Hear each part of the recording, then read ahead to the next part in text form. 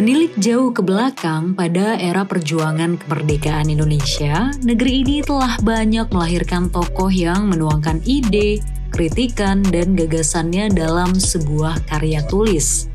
Baik itu perempuan maupun laki-laki, semangat dalam memperjuangkan kemerdekaan Indonesia ini sangat tinggi bagi muda-mudi. Ida Nasution, salah satu penulis sekaligus kritikus perempuan di era kemerdekaan yang lahir di Sibolga, Sumatera Utara pada tahun 1922. Dan kabarnya nih, ia merupakan sosok perempuan yang dicintai oleh Chairil Anwar. Menarik. Mari kita bahas sosoknya.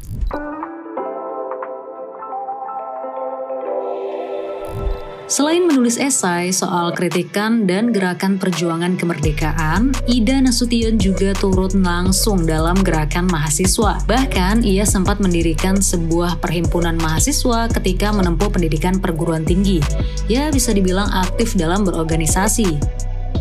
Melansir dari beberapa sumber, Ida memulai pendidikannya di Europasci Leggere School atau ILS, yang mana sekolah tersebut hanya diisi oleh murid kalangan elit Eropa keturunan bangsawan dan keturunan timur asing. Hebatnya, Ida kecil sudah fasih berbahasa Belanda. Ia bersama orang tuanya pindah ke Batavia dan sekolah di Koning Willem III School untuk jenjang SMP dan SMA. Setelah lulus SMA, Ida melanjutkan pendidikannya di Universitas Indonesia dan memilih Fakultas Seni dan Filsafat yang pada saat itu baru saja dibuka.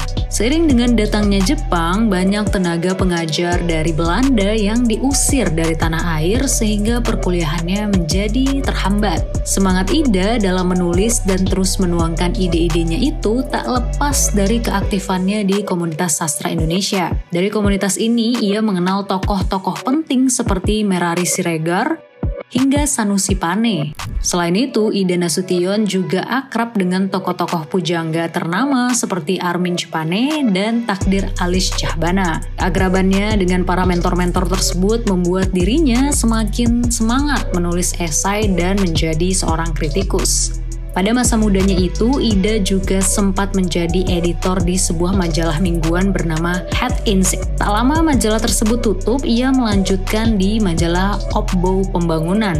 Pasca kemerdekaan, tepatnya pada tahun 1947, terbit majalah Siasat untuk pertama kalinya. Secara umum, isi majalah ini membahas soal politik dan kebudayaan. Ida Nasution ditunjuk menjadi redaktur bersama dengan Chairil Anwar. Ia bersama Chairil menjadi redaktur untuk rubrik Gelanggang di majalah Siasat tersebut. Secara umum, majalah mingguan ini banyak menyebarkan surat kepercayaan gelanggang atau sebuah manifesto dari gelanggang seniman merdeka atau kumpulan seniman dan sastrawan muda. Nah, kabarnya nih, Chairil Anwar itu pernah jatuh cinta kepada Ida.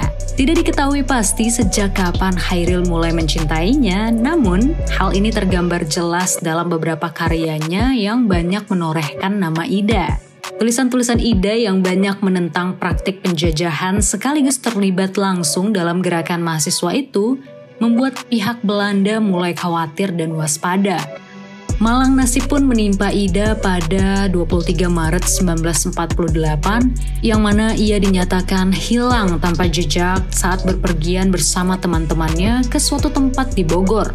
Rumornya, ia diculik dan dibunuh oleh pihak intelijen Belanda karena pergerakan dan perjuangannya untuk bangsa Indonesia yang dinilai terlalu berani dan terang-terangan. Tetapi sayangnya, hingga kini belum ada yang bisa memastikan atau memberi klarifikasi lebih lanjut tentang hal tersebut. Wah, tragis juga kisahnya ya.